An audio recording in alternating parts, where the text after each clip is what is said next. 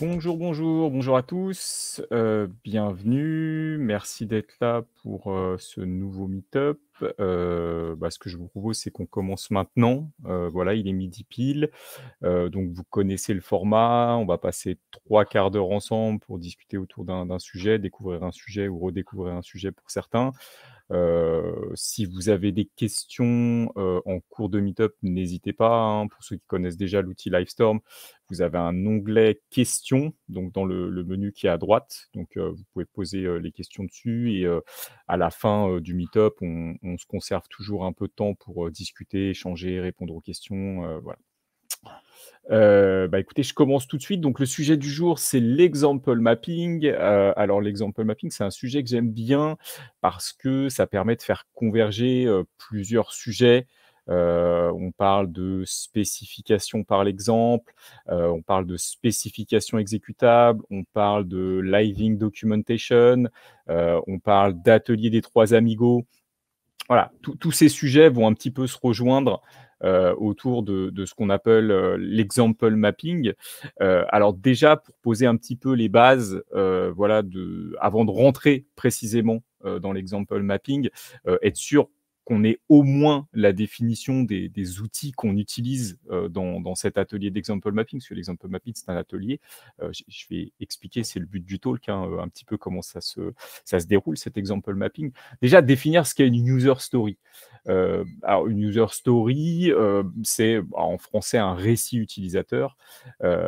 C'est globalement ce que le métier, ce qu'on appelle le métier, le business en anglais, va demander à un développeur, comme features dans un software, dans un logiciel.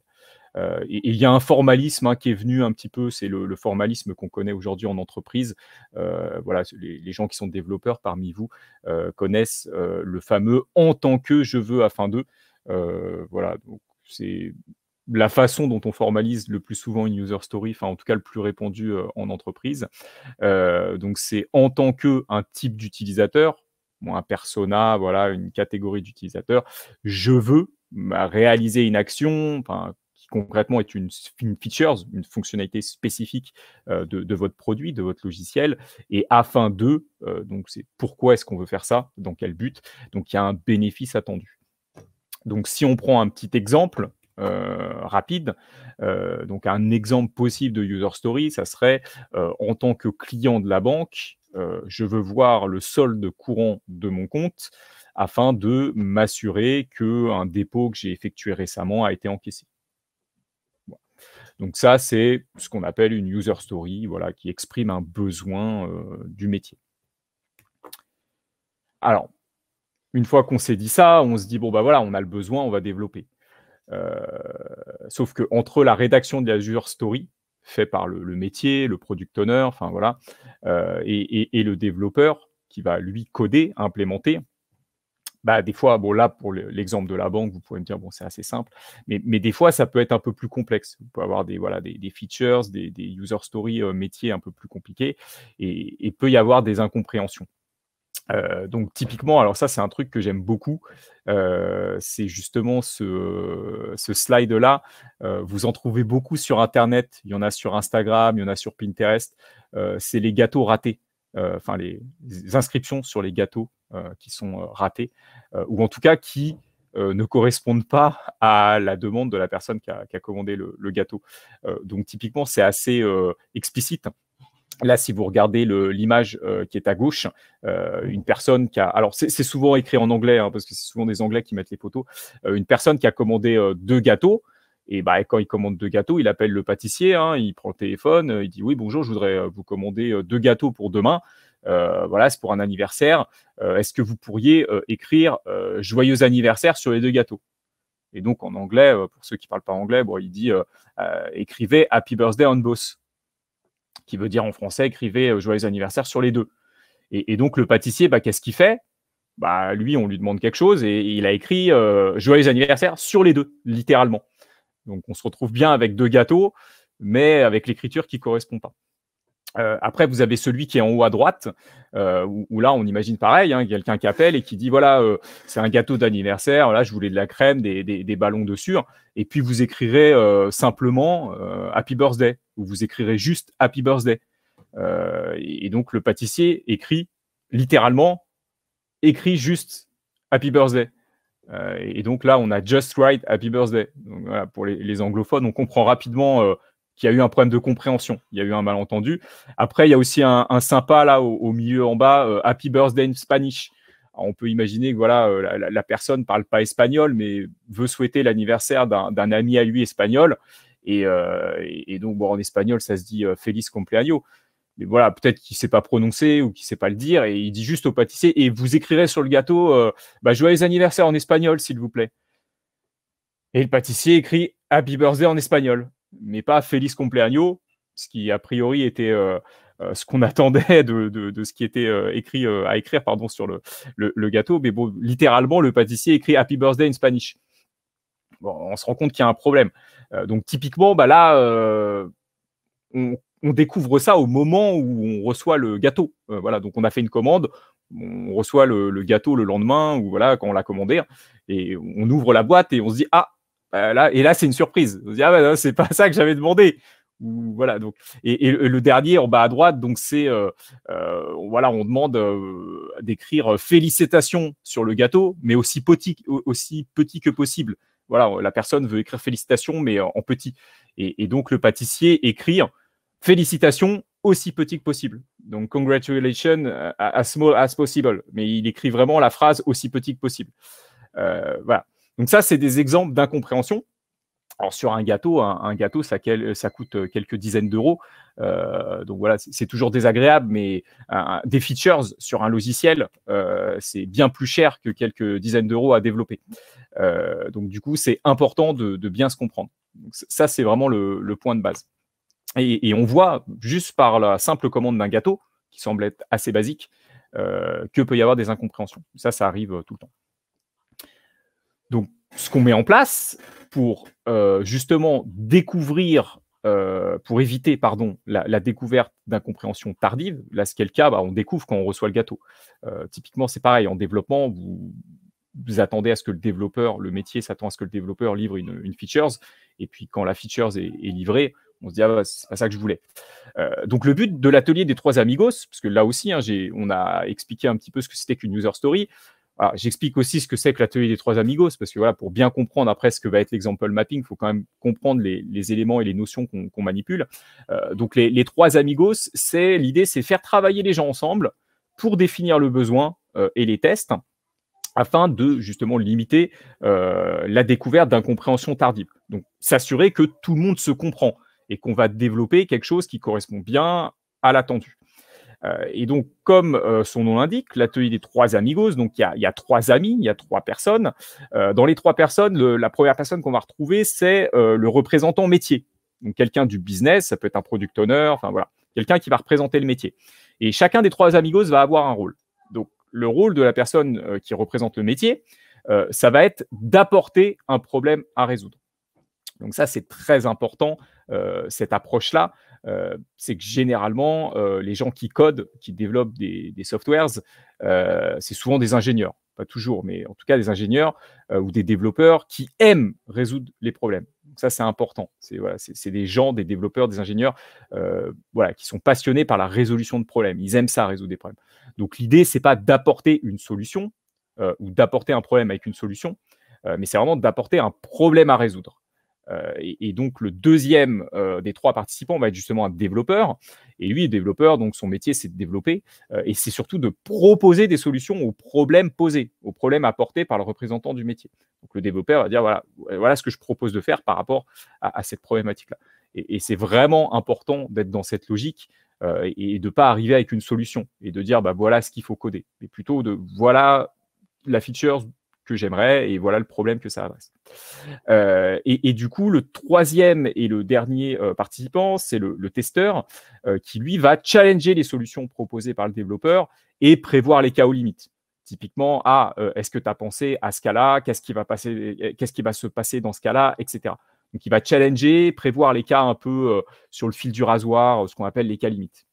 Voilà, typiquement, en mathématiques, la division par zéro, qu'est-ce qui se passe si on divise par zéro? Voilà. Il y a toujours des choses comme ça où ça peut ne pas fonctionner comme on l'a prévu dans le cas général. Il y a toujours des cas particuliers. Une fois qu'on a dit ça, donc comment est-ce qu'on va passer justement de la user story? Donc ça, on l'a défini, dans le premier slide, tout à l'heure, parce que c'était qu'une US, une user story. Et comment est-ce qu'on va passer à la spécification? Comment est-ce que, voilà, à partir d'une user story, on spécifie les choses et on est sûr que tout le monde, s'entend bien, sur, la user story, tout le monde a bien comprise. Vous allez avoir 3 éléments. Les 3 éléments, ça va être le besoin. Donc le besoin, c'est ce qui est apporté dans la user story, les exemples et les tests. Parce que, bien entendu, dans cette réunion des 3 amigos, bah, si on se réunit pour se comprendre, la finalité, quand même, l'objectif final, c'est de produire des tests et des tests qui vont s'exécuter automatiquement. C'est vraiment ça la finalité, enfin, au-delà après de tous se réunir, de collaborer et d'être sûr que tout le monde se comprend. Le livrable, à la fin, c'est quand même de la spécification, ce qu'on appelle de la spécification exécutable. Donc, c'est des tests qui vont donc s'exécuter de manière automatisée. Donc, comment est-ce que ces 3 éléments se combinent? On le voit sur le schéma. Vous allez avoir des exemples qui vont illustrer le besoin. Et ces exemples vont devenir donc, des tests. C'est en cela qu'on parle de spécification par l'exemple. Donc, on spécifie le besoin par des exemples qui vont illustrer justement ce besoin. Et ces exemples vont, après, devenir des tests. Et les tests, eux, comme je disais, se chargent de vérifier qu'on répond bien aux besoins. Donc, voilà à peu près la mécanique et l'orchestration des éléments dans une réunion de 3 amigos. Donc, globalement, à partir de là, vous allez avoir, dans une réunion de 3 amigos, plusieurs façons de faire. Bah, une fois qu'on s'est dit ça, bah, on peut réunir les 3 amigos et puis dire aux gens, bah, voilà, débrouillez-vous un petit peu et vous êtes libre de vous auto-organiser pour faire cette réunion des 3 amigos. Après, il y a des gens de chez Cucumber, Cucumber qui est un outil justement de test automatisé, test fonctionnel automatisé, qui a proposé en fait un schéma, donc on appelle, c'est l'objet du talk d'aujourd'hui, hein, donc j'en arrive au sujet après cette introduction, donc de spécification par exemple et d'example mapping. Donc du coup, déjà la spécification par exemple, comme je le disais juste avant, on va utiliser des exemples pour illustrer des règles, donc des règles métiers qui définissent la user story. Donc l'élément de base, c'est le cercle jaune qu'on va avoir sur la gauche, qui est la user story. Donc on part vraiment de là, c'est l'élément initial. Cette user story va être composée de différentes règles métiers, différents critères d'acceptation, voilà, qui permettent de dire qu'on a bien développé ou pas bien développé, voilà, et qu'on répond ou pas à la user story. Et chacune de ces règles vont être illustrées par des exemples. Voilà. Donc ça, c'est la base de la spécification par exemple. Et la spécification par l'exemple, c'est la base de l'example mapping, comme son nom l'indique, hein, dans example mapping, il y a exemple. Donc, on spécifie par l'exemple dans un atelier d'example mapping.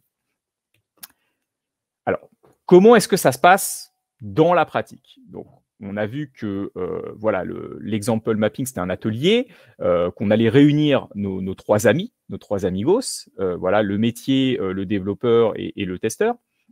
Donc, l'atelier, comment ça se déroule? On va commencer par venir avec une user story. Donc, l'atelier des 3 amigos, on travaille que sur une seule user story et pas plusieurs. Si vous avez plusieurs user stories, bah, vous faites plusieurs ateliers. Voilà. Vous multipliez autant d'ateliers que de user story par rapport à vos besoins. Mais en tout cas, pour chaque atelier d'example mapping, vous allez avoir une seule user story qui va être écrite sur une carte jaune. Alors, les couleurs ont leur importance. C'est pour ça que j'ai mis de la coloration sur les slides, voilà, sur les mots. Vous allez avoir une user story sur une carte jaune qui va être placée en haut de la zone de travail. Alors, par zone de travail, ça peut être un mur sur lequel vous posez des post-it, ça peut être une table sur laquelle vous allez poser des post-it. Ça peut être aussi, là, on fait beaucoup de visio, voilà, de télétravail. Donc, moi, je fais ça sur Miro. Donc, ça peut être dématérialisé. Voilà, ça peut être sur un board Miro. Voilà, Miro qui est un outil qui permet de faire pas mal de choses, mais y compris de poser des cartes virtuelles. Donc, du coup, voilà, vous allez poser une carte jaune. Bon, une carte, ça peut être un post-it hein, dans le monde physique. C'est souvent un post-it d'ailleurs dans le monde physique. Donc une carte jaune et on commence là-dessus. Et on le met en haut de sa zone de travail. Donc en haut de son mur, en haut de sa table, en haut de son board Miro. Voilà. Ensuite, une fois qu'on a posé cette user story, alors dans la user story, on n'écrit pas le formalisme tel qu'on l'a vu dans le premier slide, je veux en tant que, afin de, etc. On écrit juste en résumé ce qu'on attend. Voilà, donc c'est une phrase généralement de manière très synthétique. On n'a pas le formalisme complet en tant que je veux, afin de. On met juste le but de la user story. Voilà, parce que sur un petit post-it, on n'a pas trop la place d'écrire. Sous la user story, ensuite, on va énoncer les critères d'acceptation qui vont être écrites en tant que règles métier sur des cartes, des post-it bleus qui vont être placés sous la user story de manière horizontale. Voilà, donc, vous avez une règle par carte et vous avez autant donc, de cartes que de règles par rapport à votre user story. Et sous chacune des cartes bleues, vous allez ajouter un ou plusieurs exemples qui vont être écrits sur des cartes vertes, des post-it vertes, et vous placez ces post-it sous forme de colonnes sous chacun de vos règles, donc de vos post-it bleus. Et ensuite, si vous avez des questions dont personne n'a la réponse parmi les participants de l'atelier, vous allez l'écrire sur des post-it rouges. Donc du coup, là, pourquoi est-ce qu'on écrit les questions auxquelles on ne sait pas répondre? C'est pour fluidifier l'atelier. Le but, c'est pas de rester bloqué 10 ou 15 minutes à se creuser la cervelle, à se dire, ouais, bah, cette question, bah, qu'est-ce qu'on ferait dans ce cas-là, etc. Tout de suite, dès qu'on a une question et qu'on voit qu'on ne sait pas répondre, on ne perd pas de temps, on garde un atelier fluide et on la pose donc sur le côté de la zone de travail, voilà, sur un post-it rouge. Et globalement, il faudra, à la fin de l'atelier, une fois que l'atelier est terminé, aller chercher les réponses auprès de personnes qui ne participaient pas. Voilà. Donc, si on n'a pas les réponses, ce n'est pas grave, on les note. Enfin, on note les questions. Et l'atelier va se terminer lorsque le temps imparti est écoulé ou quand tout le monde pense que la user story est prête. Donc, le temps imparti, je reviendrai après, plus tard, donc sur justement la durée un petit peu type d'un atelier d'example mapping et sur la conclusion de l'atelier, la clôture de l'atelier. Donc, j'expliquerai ça un peu plus en détail. Donc, globalement, une fois qu'on s'est dit ça, à quoi ça ressemble visuellement? Bah, si vous reprenez ce que j'ai expliqué, ça ressemble à ça.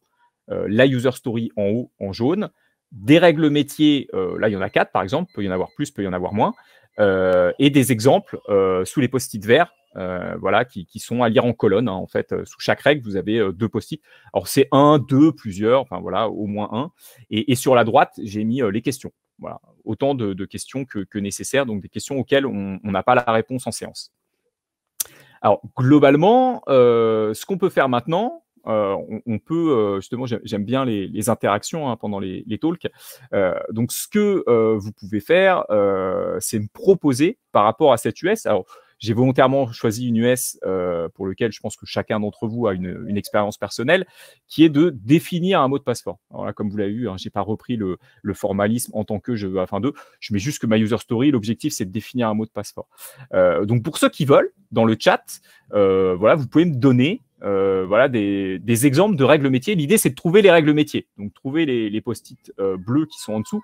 Donc, je ne sais pas si certains d'entre vous ont des idées de règles métiers, de critères d'acceptation. Qu'est-ce qui permet de définir qu'un mot de passe est un mot de passe fort? Donc, je ne sais pas si vous avez des exemples. Voilà, vous pouvez écrire des choses si vous voulez. En tout cas, moi, j'ai des propositions et je vois que Luigi est en train de taper. Donc, j'attends de voir hein, vos propositions. Vous pouvez tous jouer, vous n'êtes pas obligé, hein, mais vous pouvez écrire des choses voilà, de manière synthétique. Hein, ce que vous pensez être une bonne règle, un bon critère pour un mot de passe fort. On va regarder, Alexandre, ouais, je vois, voilà. Donc, il y a longueur supérieure à X. Voilà, en effet, la taille du mot de passe, pas lié à l'identité. Voilà, bon. Vous avez écrit quelques règles. Alors, moi, je vous en propose. Merci, hein, en tout cas, pour Alexandre, Luigi, voilà, pour vos idées. Donc, j'en ai mis 4. Hein, voilà, bon, ça pourrait être ça pourrait être autre chose. Donc, ce que j'ai mis, c'est, donc, par exemple, une règle, c'est plus de 10 caractères. Alors, ça peut être plus de 8, plus de 10, plus de 12. Voilà, c'est ce que disait Luigi, longueur supérieure à une taille. Donc, par exemple, plus de 10 caractères. Mais par contre, il faut être explicite hein, dans l'atelier. Hein. Si c'est 10 ou 12, bah, voilà, il faut dire 10 ou 12. Donc, plus de 10 caractères. Une deuxième règle qui est au moins un caractère spécial, par exemple. Ça, on le retrouve souvent aussi. Par exemple, quand on s'inscrit sur un site, on a souvent cette règle. Pas toujours, mais ça arrive. Une autre règle, une troisième, au moins un chiffre. Et une quatrième règle que j'ai mis, au moins une majuscule. Par exemple. Alors, il pourrait y avoir d'autres règles, il pourrait y en avoir moins. Voilà, bon, par exemple, on fait l'atelier, puis on se met d'accord pour dire que c'est ces règles-là qui définissent, dans notre cas de figure, dans notre user story, un mot de passe fort. Et en dessous, on va ajouter juste après les exemples qui correspondent à chacune des règles, donc sous forme de colonnes. Et ce qui est intéressant, c'est que vous voyez dans les exemples, c'est qu'on va donner des cas passants et des cas non passants. Donc concrètement, des cas qui marchent et des cas qui ne fonctionnent pas. L'erreur, ça serait de donner que des exemples qui fonctionnent. Voilà. Donc, parce que ce qu'il faut garder en tête, c'est derrière, on va se servir des exemples, comme je vous l'ai dit tout à l'heure. À partir des exemples, on va créer des tests. Donc, pour les tests, il faut des cas passants et des cas non passants. Donc, typiquement, plus de 10 caractères, bah voilà, un cas passant, c'est ces 10 caractères-là. Et là où on voit justement le rôle du testeur, c'est de challenger. C'est typiquement 10 caractères. C'est 10 caractères inclus ou, bah voilà, avec des exemples, c'est très précis. Là, il n'y a plus le flou. Et c'est en cela que justement, on voit les choses. Parce que typiquement, là, dans les gens là qui participent au meet-up, quelqu'un aurait pu me dire ah oui, mais c'est 10 strict, 10 inclus ou plus de 10 strict. Bah là, je donne un exemple. Donc là, vous voyez, il y a 10 caractères, de 1 à 9 plus le 0, ça fait 10 piles. Et je vous dis que ce cas est passant. Donc du coup, là, on sait que c'est 10 et que 10 est un cas passant. Voilà, c'est un mot de passe qui fonctionne. Après, un canon passant, alors par exemple, le canon passant, vous pouvez le reprendre pour chacun des exemples, vous pouvez prendre le même, c'est ce que j'ai fait. Au moins un caractère spécial, bah, dans le cas passant, j'ai mis un point d'exclamation. Au moins un chiffre, j'ai rajouté un 3 voilà, à la fin. Et puis au moins une majuscule, j'ai mis un Y majuscule. Alors là, la question qu'on va me poser généralement, c'est ah oui, mais les exemples que tu donnes pour une règle ne va pas répondre à toutes les règles. Justement, l'objectif, c'est d'avoir des règles qui sont les plus simples et les plus atomiques possibles. Et le but, parce que typiquement, après, quand vous allez coder, ça va également vous permettre, justement, parce que vous allez avoir des tests exécutables, etc. Donc derrière, il y a une mécanique quand même qui va tester des bouts de code qui correspondent à ces tests-là. Et donc, ça vous permet aussi d'avoir du code qui est plutôt propre, bien découpé, parce que typiquement, bah, pour les développeurs, vous allez avoir une méthode qui valide uniquement qu'une chaîne de caractères fait bien 10 caractères ou plus. Vous allez avoir une autre méthode qui va vérifier qu'il y a dans une chaîne de caractères seulement un caractère, enfin au moins, pardon, un caractère, et ainsi de suite. Parce que sinon, on pourrait imaginer que vous avez une méthode qui s'appelle, je sais pas, check password et qui vous fait les 4 règles. Ouais, un check password. Et ben là, typiquement, on est dans une violation d'une règle qui est que votre méthode n'a pas une seule responsabilité, elle en a plusieurs et elle fait trop de choses. Une méthode qui s'appelle check password qui vérifie ces 4 règles, d'un point de vue code, c'est pas du code bien découpé. Donc déjà, ça va vous aider.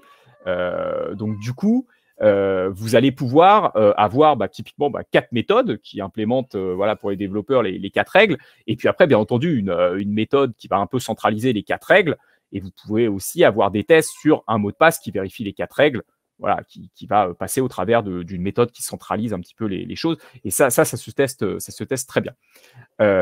Donc voilà à peu près pour un exemple concret d'example mapping sur définir un mot de passe fort.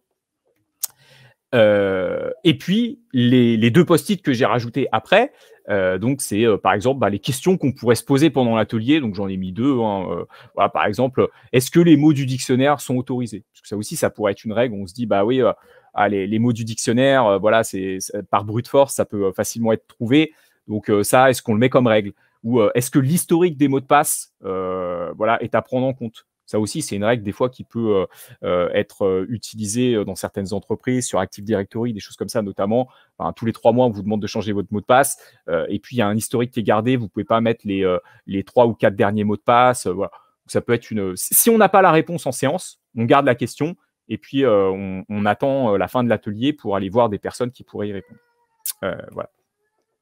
Alors, la conclusion de l'atelier, parce que c'est une fois qu'on a vu, enfin vous avez vu sur le déroulement, c'est assez simple, assez efficace. Ce qui est important, c'est derrière la conclusion. Donc, si vous avez une zone de travail, alors la zone de travail, c'est ce qu'on a vu, hein, c'est les post-it avec la user story, les règles, les exemples et puis les questions sur le côté. Si vous avez trop de cartes rouges, donc les cartes rouges sont les questions. Donc ça signifie que votre user story, elle est floue. Ça peut arriver typiquement. Voilà, vous avez beaucoup trop de questions et personne dans dans les participants de l'atelier sait y répondre. Beaucoup trop de questions, là, ça veut dire qu'il y a un problème sur la user story. Vous pouvez avoir quelques questions, ça arrive de ne pas avoir dans les gens qui sont présents des réponses. Mais en tout cas, si vous en avez beaucoup trop, c'est clairement, il faut peut-être retravailler l'US, voilà, et aller chercher les réponses en dehors de l'atelier. Mais comme je disais, voilà, le but, c'est pas rester bloqué et de faire un atelier sur uniquement essayer de répondre à des questions. Donc voilà, donc là, il y a peut-être un petit problème sur le fait que l'US n'est peut-être pas prête pour cet atelier encore. Il faut peut-être encore réfléchir, il y a peut-être des choses encore trop floues. Alors, si vous avez trop de cartes bleues, donc c'est pour ça que le code couleur est intéressant, parce que visuellement, on voit bien. Si vous avez trop de cartes bleues, les cartes bleues, rappelez-vous, ce sont les critères d'acceptation, les règles métiers. Donc, si vous en avez trop, là, c'est un élément de conclusion assez intéressante, c'est que l'US, elle est peut-être trop grosse. Parce que souvent, moi, on me demande ah bah oui, bah, comment découper la user story? Comment on sait que la user story est pas trop grosse? Alors, généralement, les développeurs vont vous dire bah, une fois qu'on a estimé. Alors, pour ceux qui, c'est assez classique, pour ceux qui font du planning poker avec des pseudo-suites de Fibonacci, voilà, vous avez un moment où vous avez une US qui est estimée à 13 points. Vous dites ah non, 13 c'est trop gros, donc il faut la découper. Oui, mais sauf que bah, déjà, les estimations, des fois, elles ne sont pas toujours justes. Et en plus, l'estimation, on a déjà pris du temps à estimer, etc. Donc, c'est-à-dire on est déjà assez avancé dans le process. Parce que quand on estime, généralement, c'est que la carte est prête, etc. Donc, on est déjà avancé. Donc là, ça vous permet, avant même d'avoir estimé, de manière très simple, de voir que si vous avez trop de post-it bleus, trop de règles métiers, l'US est trop grosse. Et là aussi, ça va aider le PO parce que le PO, généralement, il va me dire ah oui, mais comment on découpe? Il y a des PO qui ne sont pas trop à l'aise sur découper. Il dit bon, elle est trop grosse, mais j'arrive pas à la découper. Bah là, vu que c'est découpé en règles, voilà, chaque règle, c'est un post-it.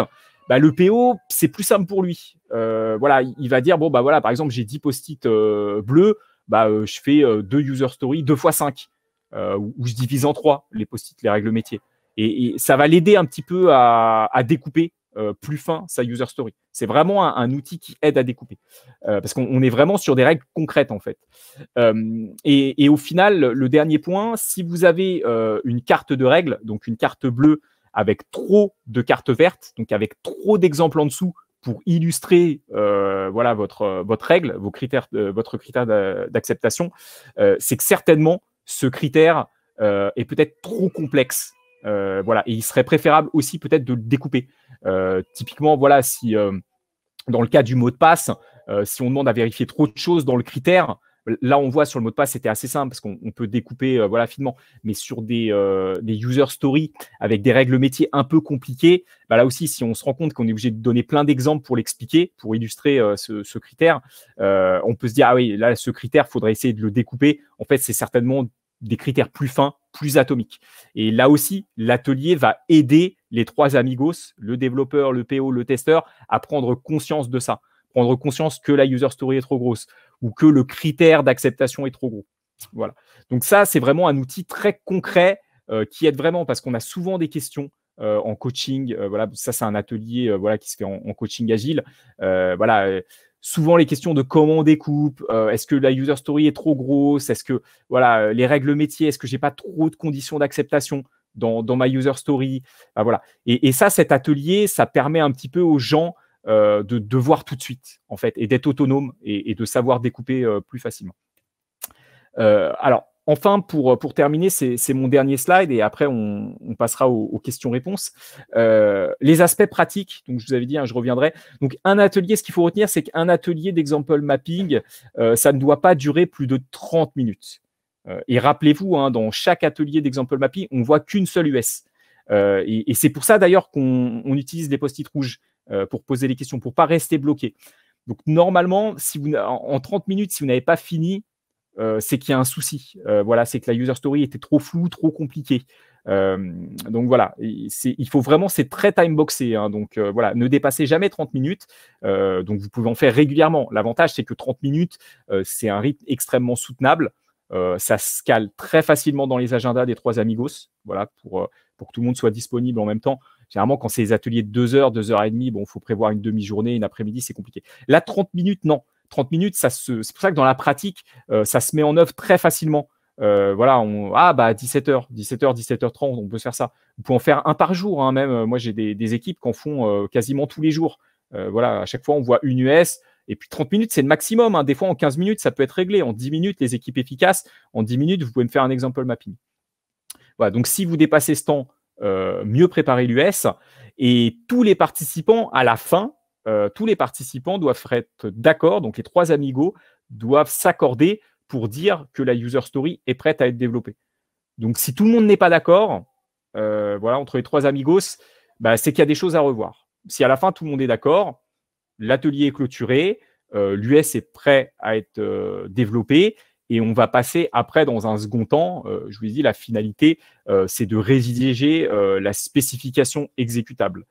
Donc qui va servir de ce qu'on appelle dans le jargon de la living documentation, hein, dans le milieu du BDD. Donc c'est Dan North, hein, qui a inventé le BDD et qui parle de ça. Donc la living documentation, en français de la documentation vivante, c'est de l'aspect exécutable. C'est que du coup, vous n'avez plus besoin de documenter dans un wiki ou je ne sais où. C'est qu'en fait, votre spécification exécutable sert de documentation à votre code. Et si votre code évolue, si vos règles métiers évoluent, si vos features évoluent, vous adaptez vos tests, vos exemples, etc.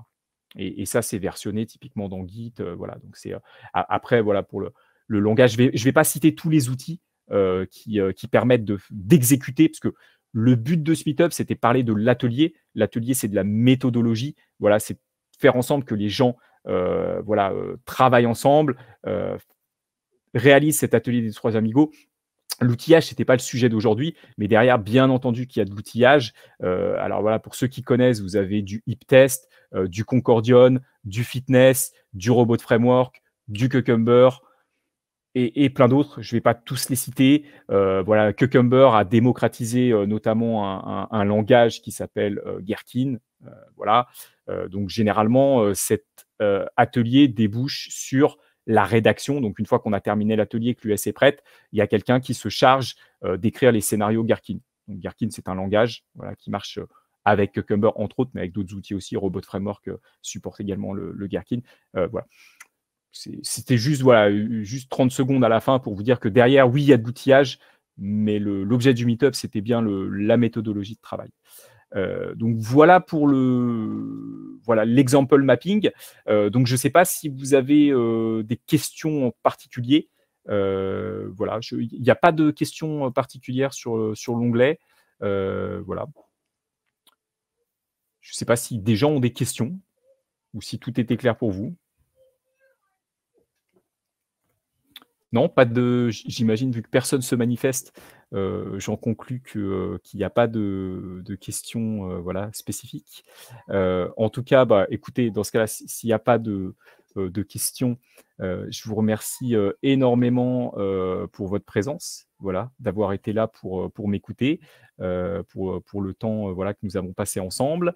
Je vous souhaite un très bon déjeuner, parce que j'imagine la plupart d'entre vous, il est 12h30. Donc vont partir déjeuner, donc très bon déjeuner à vous. Et puis je vous dis rendez-vous à bientôt pour un prochain meet-up.